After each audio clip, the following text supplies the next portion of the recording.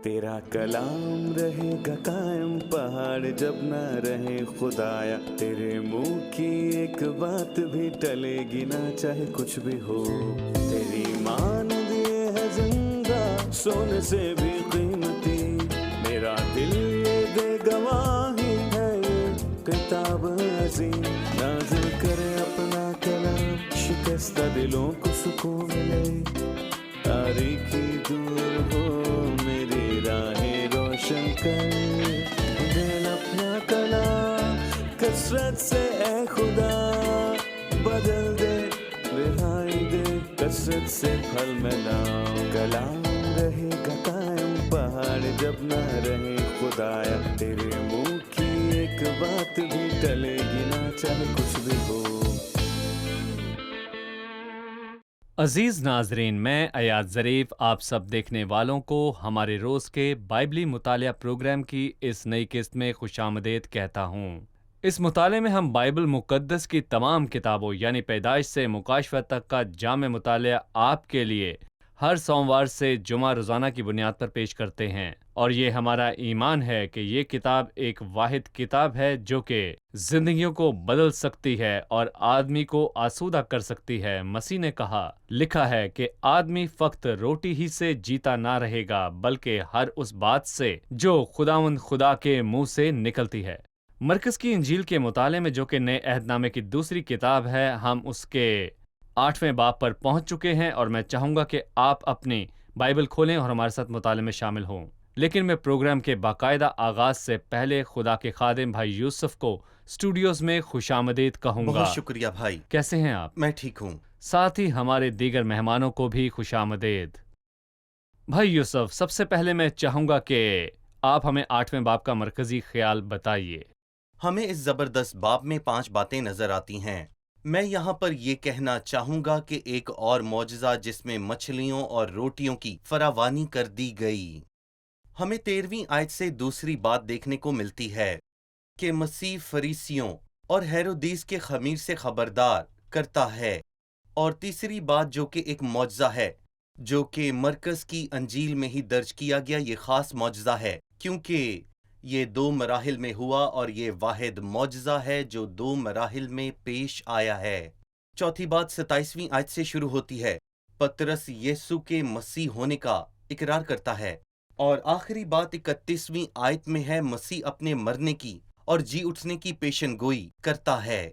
ठीक है, अब मैं चंद आयात पढ़ना चाहूँगा, उसके बाद आपसे सवाल पूछूंगा। जरूर। हम पहली आयत से 12वीं आयत तक पढ़ेंगे। उन दिनों में जब फिर बड़ी भीड़ जमा हुई और उनके पास कुछ खाने को ना था, उसने अपने शागिर्दों को पास बुलाकर उनसे कहा, मुझे इस भीड़ पर तरस आता है क्योंकि ये 3 दिन से बराबर मेरे साथ रही है और इनके पास कुछ खाने को नहीं है।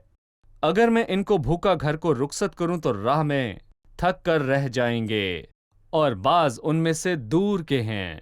उसके शागिर्दों ने उसे जवाब दिया कि इस बियाबान में कहाँ से कोई इतनी रोटियां लाए कि इनको सैर कर सके। उसने उनसे पूछा, तुम्हारे पास कितनी रोटियां हैं? उन्होंने कहा कि 7। फिर उसने लोगों को हुक्म दिया कि जमीन पर बैठ जाएं, और उसने वो 7 रोटियां लीं और शुक्र करके तोड़ी और अपने शागिर्दों को देता गया कि उनके आगे रखें, और उन्होंने लोगों के आगे रख दीं। और उनके पास थोड़ी सी छोटी मछलियां थीं। उसने उन पर बरकत देकर कहा कि ये भी उनके आगे रख दो।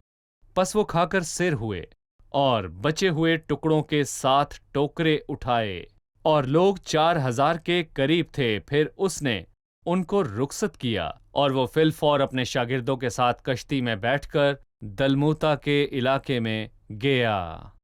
और फिर फरीसी निकलकर उससे बहस करने लगे और उसे आजमाने के लिए उससे कोई आसमानी निशान तलब किया। उसने अपनी रूह में आह खींचकर कहा, इस जमाने के लोग क्यों निशान तलब करते हैं? मैं तुमसे सच कहता हूं कि इस जमाने के लोगों को कोई निशान ना दिया जाएगा। ये मौजज़ा एक और मौजज़े से मिलता जुलता है जिसका जिक्र 6ठे बाब में है, जो कि 5000 मर्दों को खाना खिलाना है, जो कि औरतों और बच्चों के अलावा था, जिसमें 2 रोटियां और 5 मछलियां थीं। मैं इस मौजज़े के मुतल्लिक और जानना चाहता हूं, उसके हालात के मुतल्लिक, उसकी जगह के मुतल्लिक और इस भीड़ के मुतल्लिक जो खुदा उनके सामने थी। क्या इन दोनों मौजज़ात में कोई यकसानियत या तज़ाद है? میں کہوں گا کہ کچھ لوگ اس معجزے کو بھولا ہوا معجزہ کہتے ہیں، کیونکہ جب ہم بھیڑ کو کھانا کھلانے کی بات کرتے ہیں تو ہمیشہ اس سے پہلے والے کو یاد کرتے ہیں، کیونکہ اس میں کھانے والوں کی تعداد زیادہ نہیں، صرف 5,000 تھی، اور اس لیے کہ یہ پہلے ہوا جس میں اس نے 5,000 کو کھانا کھلایا، یہ چاروں اناجیل میں درج ہے، جبکہ یہ معجزہ صرف متی اور مرکز میں درج کیا گیا، اس کا تذکرہ لوکا اور یوحنا میں نہیں ہے، جبکہ پہلا معجزہ چاروں اناجیل میں درج کیا گیا۔ کیا اس معجزے اور اس سے پہلے کے معجزے میں فرق ہے؟ جی، اور پہلا فرق یہ ہے کہ یہاں 4,000 نے کھانا کھایا، لیکن اس سے پہلے 5,000 نے کھانا کھایا۔ یہاں وہ زمین پر بیٹھے تھے جیسا کہ ہم 6 آیت میں پڑھتے ہیں، جبکہ وہ وہاں گھاس پر بیٹھے، اور روٹیوں کی تعداد جن روٹیوں سے ان تمام لوگوں کو سیر کیا گیا وہ 5 روٹیاں اور 2 مچھلیاں تھیں، جبکہ یہاں 7 روٹیاں اور کچھ چھوٹی مچھلیاں تھیں۔ اور ایک اور فرق تھا کہ پچھلا معجزہ شام کے وقت ہوا، غروب آفتاب، جیسا کہ یہاں لکھا ہے، اور انہوں نے اس سے کہا کہ جگہ ویران ہے اور وقت گزر گیا ہے، تو انہیں رخصت کر دیا، اور اس نے ان سے کہا تم ہی انہیں کھانے کو دو گے۔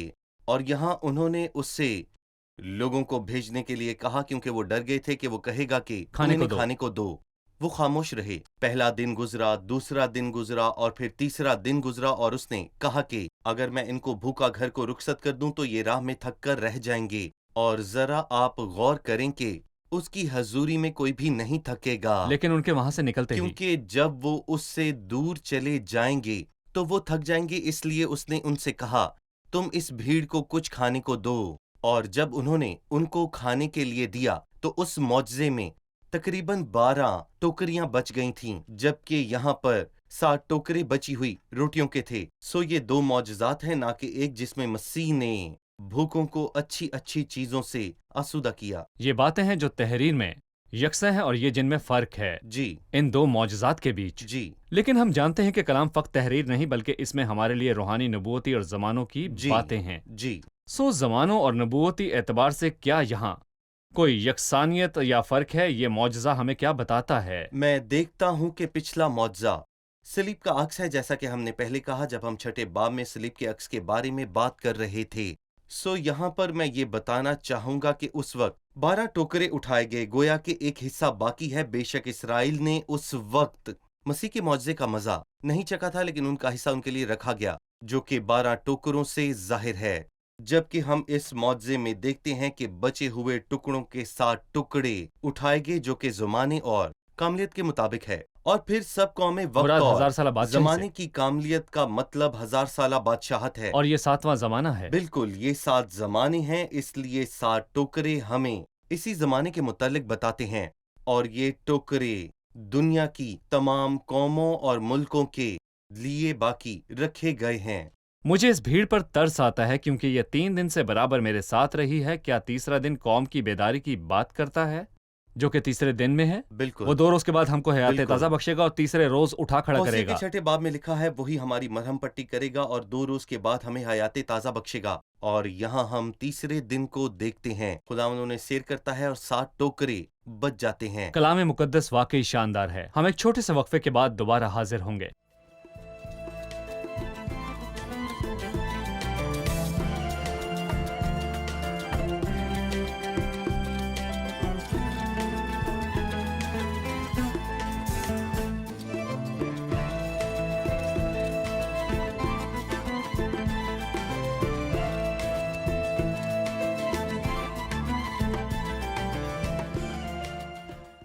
آٹھویں باب کی 11ویں آیت میں پھر فریسی نکل کر اس سے بحث کرنے لگے اور اسے آزمانے کے لیے اس سے کوئی آسمانی نشان طلب کیا۔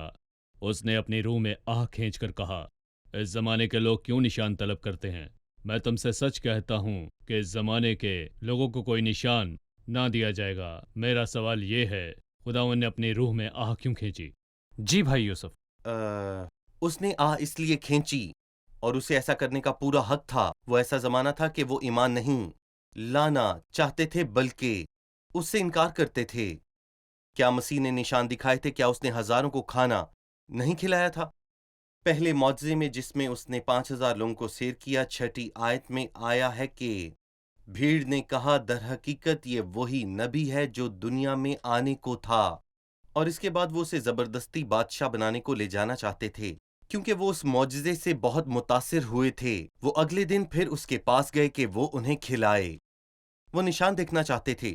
کیا مسیح نے ان کے سامنے بہت سے نشان نہ دکھائے تھے؟ جیسا کہ یوحنا کے 12ویں باب کی 37ویں آیت میں کہا گیا، یہ زمانہ بڑا ہی عجیب تھا، اس لیے ان لوگوں کو اور اس زمانے کو نیا نشان دکھانے کا تو سوال ہی نہیں تھا۔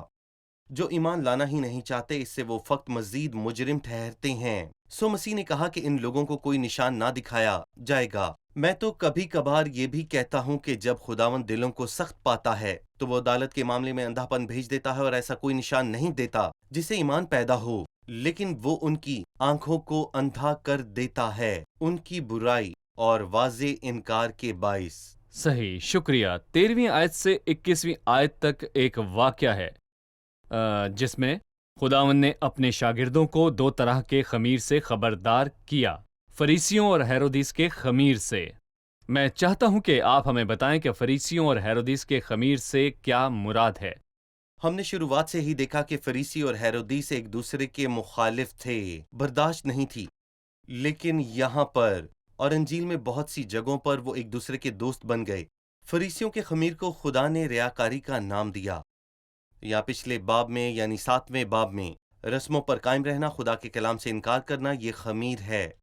اور افسوس کہ یہ خمیر آج کی مسیحت میں بھی موجود ہے کہ رسموں کو سختی سے ماننا اور خدا کے کلام سے انکار کرنا۔ ہیرودیوں کا خمیر یا ہیرودیس کا خمیر ناپرہیزگاری، ناپاکی اور دنیا کی محبت میں چلنا ہے، اور ہیرودیس اور ہیرودی اسی طرح جی رہے تھے، اور اس لیے خداوند نے اپنے شاگردوں کو ایسی برائی سے خبردار کیا کیونکہ فریسیوں کا خمیر اور ہیرودیس کا خمیر اچھا نہیں۔ صحیح، یہ واقعہ جو 13ویں آیت سے 21ویں آیت میں ہے، ہم اس کی زیادہ تفصیل میں تو نہیں جا پائیں گے، لیکن ہم اس کے روحانی پہلو کو دیکھیں گے۔ اور جب اس نے ان میں بہتیروں کے سامنے یہ معجزہ کیا اور وہ کشتی میں بیٹھے، ان کو یاد آیا کہ وہ روٹی لینا بھول گئے ہیں، تو انہوں نے شک کیا، سوچا کہ کیا کریں گے۔ گویا وہ جس نے معجزہ کیا تھا ان کے ساتھ تھا ہی نہیں، اور وہ معجزے کو بھول گئے۔ لیکن خداوند نے کڑی کی بات کی جو ایمان اور سمجھ کو آپس میں جوڑتی ہے، اور اس نے 21ویں آیت میں آخری بات کہی۔ اس نے ان سے کہا، کیا تم اب تک نہیں سمجھتے؟ گویا وہ ان سے کہہ رہا تھا کہ انہیں جو کچھ اس نے ان کے سامنے کیا اس سے سمجھ جانا چاہیے تھا کہ وہ ان کے ساتھ ہے اور ان کی ضرورتوں کو پورا کرے گا۔ بھائی یوسف، کلام اس کڑی کے متعلق کیا کہتا ہے جو ایمان اور سمجھ کے بیچ ہے؟ اس کے ماضی کے کام کیسے ہمارے مستقبل کی ضرورتوں کے لیے ایمان کا ایندھن بن سکتا ہے؟ دراصل وہ 2 باتوں کو نہیں سمجھے۔ وہ خدام کی اسودگی کو نہیں سمجھے، بے شک اس نے بھیڑ کو کھانا کھلانے کا معجزہ کیا تھا۔ سو خداوند ایک روٹی سے ہی سیر کر سکتا ہے، یہ اس کے لیے بہت ہے۔ سو وہ خداوند کی اسودگی کو نہ سمجھے جو ان میں تھا، اور وہ اس بات کو نہ سمجھے جو 7ویں باب میں کہی گئی، اور وہ 6 اور 8ویں باب کو نہ سمجھے جو 2 معجزات ہیں، اور نہ 7ویں باب کو جو کچھ منہ میں جاتا ہے وہ ناپاک نہیں کرتا۔ سو انہوں نے کہا، ہم روٹی لانا بھول گئے ہیں اور اب ہمیں روٹی خریدنا پڑے گی، ہو سکتا ہے فریسیوں سے یا پھر ہیرودیس سے، اور ناپاک ہو جائیں گے۔ کیا میں نے تم سے نہیں کہا کہ جو کچھ تمہارے منہ کے اندر جاتا ہے ناپاک نہیں کرتا؟ تم کیوں نہیں سمجھتے؟ اور دراصل جب ہم خدا کے پاک کلام کو اچھی طرح ہضم کرتے ہیں تو ہم ہر اس بات کو جو خدا کہتا ہے اور ہمارے ساتھ کرتا ہے، ہم اسے سمجھ پاتے ہیں۔ صحیح، ہمیں ذہن میں یہ بھی رکھنا چاہیے کہ خداوند نے ہمارے ساتھ ماضی میں کیا کیا تاکہ ہم اس سے سیر ہوں اور اسے اپنے ایمان کا ایندھن بنائیں، اور وہ ہمیشہ ہمارے ساتھ رہے گا جیسے کہ وہ ہمیشہ ہمیں آسودہ کرتا اور ہماری ضرورتوں کو پورا کرتا رہا، اور وہ ہمیں اب بھی آسودہ کرے گا اور ہماری ضرورتوں کو پورا کرے گا۔ جی، اب میں اگلے حصے کی طرف بڑھوں گا جو کہ 22ویں سے 26ویں آیت تک ہے، جس میں بیت سیدا میں ایک اندھے کو شفا دینا ہے۔ لکھا ہے، پھر وہ بیت سیدا میں آئے اور لوگ ایک اندھے کو اس کے پاس لائے اور اس کی منت کی کہ اسے چھوئے۔ وہ اس اندھے کا ہاتھ پکڑ کر اسے گاؤں سے باہر لے گیا اور اس کی آنکھوں پر تھوک کر اپنے ہاتھ اس پر رکھے اور اس سے پوچھا، کیا تو کچھ دیکھتا ہے؟ اس نے نظر اٹھا کر کہا، میں آدمیوں کو دیکھتا ہوں کیونکہ وہ مجھے چلتے ہوئے ایسے دکھائی دیتے ہیں جیسے درخت۔ پھر اس نے دوبارہ اس کی آنکھوں پر اپنے ہاتھ رکھے اور اس نے غور سے نظر کی اور اچھا ہو گیا اور سب چیزیں صاف دیکھنے لگا۔ پھر اس نے اس کو اس کے گھر کی طرف روانہ کیا اور کہا کہ اس گاؤں کے اندر قدم بھی نہ رکھنا۔ میں چاہتا ہوں کہ ہم اس معجزے پر بات کریں۔ آپ نے اس معجزے اور گونگے بہرے شخص کے معجزے کو آپس میں جوڑا کہ کس طرح دونوں ہی میں خداوند نے تھوکا، لیکن میں چاہتا ہوں کہ آپ اس معجزے میں ملنے والی شفا کے دونوں مراحل پر بات کریں۔ دراصل دونوں مراحل میں شفا کا دوہرا اطلاق پایا جاتا ہے۔ پہلا یہ کہ کیا شاگرد دیکھ سکتے تھے جب مسیح بدن میں ان کے پاس تھا؟ جواب ہے ہاں۔ مسیح نے کہا مبارک ہیں تمہاری آنکھیں اس لیے کہ وہ دیکھتی ہیں۔ لیکن کیا انہوں نے واضح طور پر دیکھا؟ افسوس کہ نہیں۔ انہوں نے معاملات کو کب مکمل طور پر سمجھنا شروع کیا؟ مسیح کے مرنے اور جی اٹھنے کے بعد، جب اس نے ان کے ذہنوں کو کھولا کہ وہ کلام کو سمجھ سکیں، اور پھر پاک روح آیا اور ان کو سب کچھ واضح نظر آیا۔ اور میرا خیال یہ ہے کہ جب ہم پطرس رسول کی انجیل کے لفظوں اور اعمال کی کتاب کے لفظوں کا معائنہ کرتے ہیں تو پھر ہمیں پطرس رسول کی باتوں میں بڑا واضح فرق نظر آتا ہے، اور یہی حال باقی شاگردوں کا بھی رہا۔ جب مسیح ان کے ساتھ تھا تو انہوں نے دیکھا، مگر گویا آدمی کو درخت دکھائی دیے، مگر جب پاک روح آیا تو انہیں ہر چیز واضح طور پر نظر آئی۔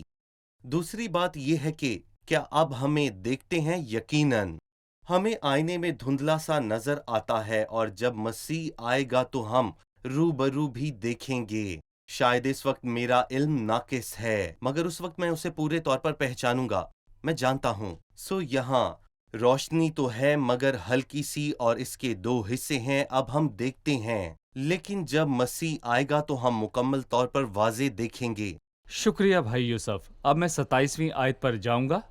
پھر یسوع اور اس کے شاگرد کیسریا فلپی کے گاؤں میں چلے گئے، اور راہ میں اس نے اپنے شاگردوں سے یہ پوچھا کہ لوگ مجھے کیا کہتے ہیں؟ انہوں نے جواب دیا، یوحنا بپتسمہ دینے والا، اور بعض ایلیا، اور بعض نبیوں میں سے کوئی۔ اس نے ان سے پوچھا، لیکن تم مجھے کیا کہتے ہو؟ پطرس نے جواب میں اس سے کہا، تو مسیح ہے۔ پھر اس نے ان کو تاکید کی کہ میری بابت کسی سے نہ کہنا۔ دیکھیں متی 16 میں، اور یہاں پطرس کا کیسریا فلپی میں اقرار ہے۔ یہاں اس نے اس سے کہا تو مسیح ہے، اور متی 16 میں وہ کہتا ہے تو زندہ خدا کا بیٹا مسیح ہے۔ لہٰذا مسیح کے متعلق اس اقرار کا مسیحی ایمان کے ستون کی حیثیت سے کیا کردار ہے؟ دراصل یسوع نے کہا مبارک ہے تو شمعون، کیونکہ یہ گوشت اور خون نہیں بلکہ یہ میرے باپ نے جو آسمان پر ہے تجھ پر ظاہر کی ہے۔ بے شک پطرس سمجھدار تھا، اور بلا شبہ وہ مسیح کے ساتھ تھا اور اس کے ساتھ سارے معجزات دیکھتا تھا۔ وہ یہ جاننے میں کہ مسیح کون ہے سب سے لائق تھا، لیکن اس کے باوجود اپنی سمجھ کی بدولت نہیں، نہ ہی اس نے جو کچھ دیکھا تھا وہ یہ کہنے کے لائق ہوا کہ تو زندہ خدا کا بیٹا ہے، بلکہ یہ مکاشفہ باپ کی طرف سے تھا۔ اور یہاں ہمیں یہ پتا چلتا ہے کہ مسیح کی حقیقت کو باپ کے مکاشفہ کے بغیر جاننا ناممکن ہے۔ اس لیے جو کوئی بھی یہ پروگرام دیکھ رہا ہے وہ مسیح کے تعلق سے سوال رکھتا ہے، اور میں اس سے کہوں گا کہ وہ خدا سے پوچھے کہ وہ آپ کی رہنمائی کرے اور آپ کے دل کو روشن کرے، کیونکہ پطرس خود بھی بنا مکاشفے کے اس نے یہ مکاشفہ پایا۔ جاننے کے لائق نہیں تھا۔ ہم ایک چھوٹا سا وقفہ لیں گے اور پھر دوبارہ حاضر ہوں گے۔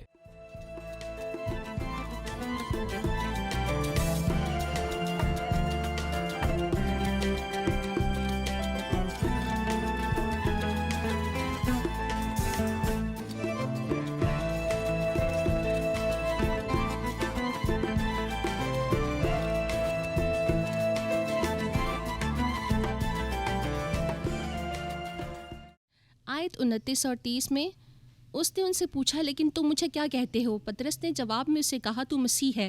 پھر اس نے ان کو تاکید کی کہ میری بابت کسی سے یہ نہ کہنا۔ خداوند نے انہیں یہاں اتنی سختی سے خبردار کیوں کیا؟ اور ایسا کر کے کیا اس نے مسیح ہونے سے انکار کر دیا؟ جی، اگر ہم متی کا 24واں باب پڑھیں تو شاید ہمیں کوئی روشنی مل جائے جو اسے سمجھنے میں ہماری مدد کر سکے، کیونکہ مرکز میں ذرا تفصیلی بیان ہے۔ اس کے فوراً بعد مسیح نے اپنی موت کی پیشن گوئی کی اور انہیں بتایا کہ ابن آدم مصلوب کیا جائے گا اور قتل ہوگا۔ گویا وہ انہیں یہ بتا رہا تھا کہ اب یہ بتانے کو بہت دیر ہو چکی کہ یہودیوں کے مطابق میں ہی وہ مسیح ہوں۔ میں نے اپنے آپ کو پیش کیا اور انہوں نے مجھے رد کیا، اس لیے کوئی ایسی صورت نہیں کہ میں ظاہر کروں کہ میں ہی مسیح ہوں۔ میں مصلوب ہوں گا، اور ظاہر ہے کہ مجھے صلیب پر لٹکا دیکھ کر کوئی بھی مجھے مسیح سمجھتا ہے تو مجھ سے عداوت رکھے گا، اور جب میں مردوں میں سے جلایا جاؤں گا میں ایک مختلف نظریے کے ساتھ مسیح کہلاؤں گا۔ اور یہ باتیں ہم اعمال کے دوسرے باب میں پڑھتے ہیں، پس اسرائیل کا سارا گھرانہ یہ جان لے کہ اسی مسیح کو جسے تم نے مصلوب کیا وہی خداوند بھی ہے اور مسیح بھی۔ مرکز کے 8ویں باب کے نظریے سے نہیں کہ تو مسیح ہے، کیونکہ اس نظریے کے مطابق مسیح کا مطلب وہ جس کا یہودی انتظار کر رہے تھے، لیکن اعمال کے دوسرے باب میں مسیح اور خداوند کا مطلب ہے کہ مسیح جو بدن کلیسیا کا سر ہے اور اسے سب چیزوں کا سردار بنا کر کلیسیا کو دیا گیا، جو کہ اس کا بدن اور اس کی معموری جو ہر طرح سے سب کا معمور کرنے والا ہے۔ سادگی سے مسیح اور اس کی بادشاہی کا مکاشفہ پورا ہو گیا، اور آج میرے پاس ایک نیا کام ہے جو کہ کلیسیا کو تیار کرنا ہے، اور یہی آج کے دور میں ہو رہا اور ہے۔ کلیسیا کے متعلق باتیں متی 16 میں درج بالکل۔ ہیں۔ صحیح، شکریہ بھائی۔ 2 سوالات ہمیشہ ہوتے ہیں، اور ان 2 سوالات کو مسیح ایمان میں کونے کے سرے کے پتھر کی حیثیت حاصل ہے۔ مسیح کون ہے اور مسیح کا کام کیا ہے؟ جی، مسیح کو ایک عظیم استاد یا عظیم سمجھنا کافی نہیں ہے، لیکن صحیح جواب اور صحیح ایمان یہ ہے کہ تو زندہ خدا کا بیٹا مسیح ہے۔ جی، دوسرا سوال، مسیح نے کیا کیا؟ ناظرین میں سے کوئی کہہ سکتا ہے کہ وہ میری بات یہ مانتا ہے کہ مسیح ایک اعلیٰ شخصیت ہے، اور اس بات کو بھی مانتا ہے کہ خدا بدن میں ظاہر ہوا، وہ آیا اور معجزات کیے، اس نے کوڑیوں کو صاف کیا، بیماروں کو شفا دی اور سب کچھ کیا، لیکن وہ صلیب پر نہیں گیا، وہ آسمان پر اٹھا لیا گیا، صلیب اور صلیبی موت کے درد سے گزرے بنا۔ کیا اس بات کو کامل سمجھا جا سکتا ہے؟ دراصل صرف یہ ماننا کہ مسیح ایک اعلیٰ شخصیت تھی یہ بالکل بیکار ہے، کیونکہ مسیح نے یوحنا کے 8ویں باب میں برملا کہا، کیونکہ اگر تم ایمان نہ لاؤ گے کہ میں وہی ہوں تو اپنے گناہوں میں مرو گے۔ میں ہوں کا مطلب ہے میں یہوہ ہوں، میں خدا ہوں جو مجسم ہو کر ظاہر ہوا۔ سو اگر تم نہیں جانتے کہ میں ہوں، میں یہوہ ہوں، میں مجسم خدا ہوں، تم اپنے گناہوں میں مرو گے۔ یہ کہنا بھی بیکار ہے کہ مسیح ایک اعلیٰ شخصیت اور خدا کا بیٹا ہے جو آیا لیکن وہ مرا نہیں، کیونکہ مسیح کا تذکرہ کوئی 1 یا 2 آیات میں نہیں، بلکہ میں یہ کہوں گا کہ یہ بائبل مقدس کی بنیاد صحیح۔ ہے۔ سو جب آپ پرانے عہد نامے کو پڑھتے ہیں تو آپ کو پتہ لگتا ہے کہ قربانی کتنی ضروری ہے، اور پرانے عہد نامے میں ہمیں بتایا گیا ہے کہ جانوروں کی قربانی ہمارے گناہوں کو دور نہیں کر سکتی۔ یہ الفاظ نئے عہد نامے میں بھی ہیں اور اس کی تصدیق کرتے ہیں۔ جب ہم بائبل مقدس کو مکمل طور پر پڑھتے ہیں تو ہمیں پتہ چلتا ہے کہ صلیب کوئی حادثہ یا متبادل چیز نہیں جس کو رکھا یا نکالا جا سکتا ہو، یہ بائبل مقدس ہے۔ اس لیے جب مسیح اپنے 2 شاگردوں کے ساتھ آموس کی راہ پر تھا، جب وہ یہ سوچ رہے تھے کہ مسیح مصلوب کس طرح ہو سکتا ہے، تو اس نے ان سے کہا اے داناؤں اور نبیوں کی باتوں کو ماننے میں سست اعتقادو، کیا مسیح کو یہ دکھ اٹھا کر اپنے جلال میں داخل ہونا ضرور نہ تھا؟ پھر موسیٰ سے اور سب نبیوں سے شروع کر کے سب نوشتوں میں جتنی بھی باتیں اس کے حق میں لکھی گئی ہیں وہ ان کو سمجھا دیں۔ اس لیے یہ ماننا ضروری ہے کہ مسیح خدا ہے جو بدن میں ظاہر ہوا اور مرا اور زندہ ہوا۔ اگر آپ اپنی زبان سے مسیح کے خداوند ہونے کا اقرار کریں اور ایمان لائیں کہ خداوند نے ہی اسے مردوں میں سے جلایا تو نجات پائیں گے۔ جب ہم پہلے سوال کے واحد صحیح جواب کو جان لیتے ہیں کہ مسیح کون ہے، جو کہ یہ ہے کہ مسیح خدا کا بیٹا ہے، یہاں اس نے اس سے کہا تو مسیح ہے۔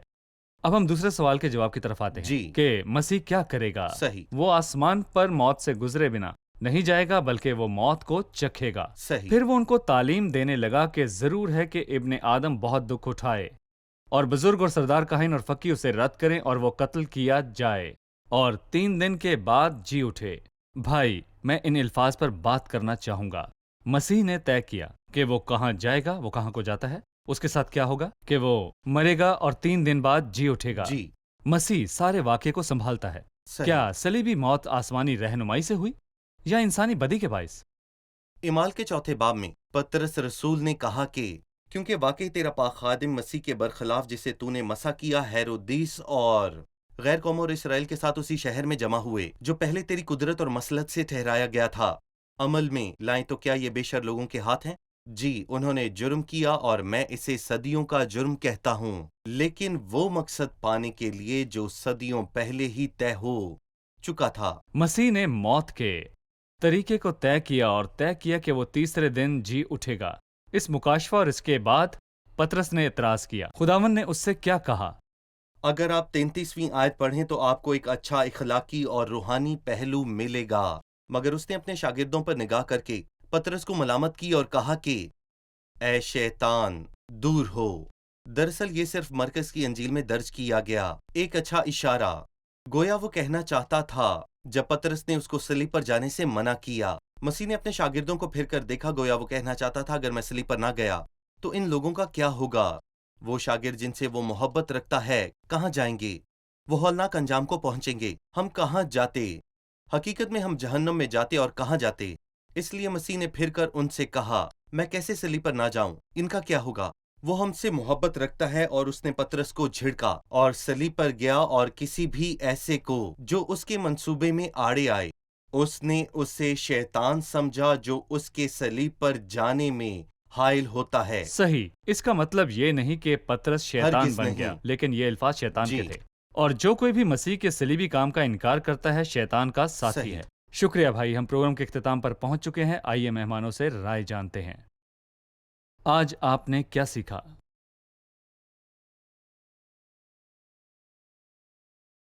قسط کی شروعات سے بھائی یوسف 5000 اور 4000 کو کھانا کھلانے والے معجزات کے بیچ موازنہ کر رہے ہیں، اور اس سے مجھے کلام کو اور زیادہ گہرائی اور سمجھ سے پڑھنے کی تحریک ملی ہے۔ اندھے شخص کو کبھی آدمی درختوں کی مانند معلوم ہوتے تھے، لیکن جب خداوند اس پر اپنا ہاتھ رکھتا ہے وہ بحال ہوتا ہے اور ہر ایک چیز کو واضح طور پر دیکھتا ہے۔ ہمارے موجودہ وقت میں ہم ہر بات کو نہیں سمجھتے، ہمارا علم ناقص ہے، لیکن جب خداوند پھر سے آئے گا ہم پورے طور پر جانیں گے۔ ہم جانتے ہیں کہ ایمان خداوند کی آسودگی کی قدر کرتا ہے، بلکہ اس کی قوت اور اس کی کارکردگی کی بھی۔ شکریہ، خدا آپ کو برکت دے۔ بھائی خدا یوسف آپ کو آپ کا بھی برکت دے۔ شکریہ۔ عزیز ناظرین، جیسا کہ ہم نے آج کی قسط میں بات کی کہ دو بہت ہی اہم سوالات ہیں: مسیح کی شخصیت کون ہے اور مسیح نے کیا کیا؟ اور وہ ایمان جو مسیح کی الوہیت سے خالی ہے مکمل ایمان نہیں ہے، اور مسیح کی ذات سے متعلق ہر ایک جواب جو کہ اس کے مجسم خدا ہونے سے انکار کرتا ہے صحیح نہیں ہے۔ مسیح کی ذات سے متعلق صحیح جواب ہونا چاہیے کہ تو زندہ خدا کا بیٹا مسیح ہے۔ آپ کا ایمان مسیح کے بارے میں یہ ہو سکتا ہے کہ وہ ایک عظیم استاد ہے، پر یہ کافی نہیں ہے۔ وہ ایک عظیم رہنما ہے، یہ بھی کافی نہیں ہے۔ پھر مسیح ہے کون؟ وہ خدا ہے جو بدن میں ظاہر ہوا۔ اور ناظرین، دوسرا سوال یہ ہے کہ مسیح کے کام کیا ہیں؟ مسیح آسمان سے صرف معجزات ہی کو کرنے نہیں آیا کہ ان معجزات کے لیے مسیح کو آسمان سے آنے کی ضرورت نہ تھی۔ وہ تو آسمان پر ہوتے ہوئے بھی ان تمام معجزات کو کر سکتا تھا کیونکہ وہ خدائے عظیم ہے، لیکن وہ آسمان پر سے کیوں اتر آیا اور مجسم ہوا؟ تاکہ خدا کے فضل کے وسیلے وہ موت کا پیالہ پیے۔ دوسرے سوال کا صحیح جواب ہے کہ مسیح سب سے بڑا کام کرنے کو آیا جو کہ صلیب پر جان دینا تھا۔ مسیح کون ہے؟ وہ خدا ہے جو بدن میں ظاہر ہوا۔ مسیح نے کیا کیا؟ اس نے خدا کے فضل سے موت کو چکھا، اور ان دو سوالوں کا جواب پورے طور پر دیے بغیر آپ مسیح کو ذاتی طور پر جاننے اور صلیب پر اس کے کام سے فائدہ اٹھانے سے محروم رہیں گے۔ مسیح کو قبول کریں اس لیے کہ وہ خدا ہے جو بدن میں ظاہر ہوا، اور اس کے کام کو قبول کریں کیونکہ وہ گناہوں کا واحد کفارہ ہے۔ ان الفاظ کے ساتھ آپ سے اجازت چاہوں گا۔ خدا آپ سب کو برکت دے۔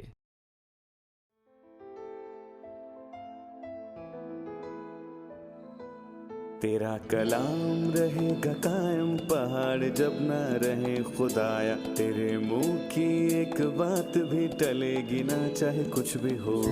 تیری مان دیے ہے زندہ سونے سے بھی قیمتی، میرا دل یہ دے گواہی ہے یہ کتاب عظیم، نازل کرے اپنا کلام، شکستہ دلوں کو سکون ملے، تاریکی دور ہو میری راہیں روشن کر، دل اپنا کلام کثرت سے اے خدا بدل دے، رہائی دے کثرت سے پھل ملاؤ، کلام رہے گا قائم، پہاڑ جب نہ رہے خدایا، تیرے منہ کی ایک بات بھی ٹلے گی نہ چاہے کچھ بھی ہو۔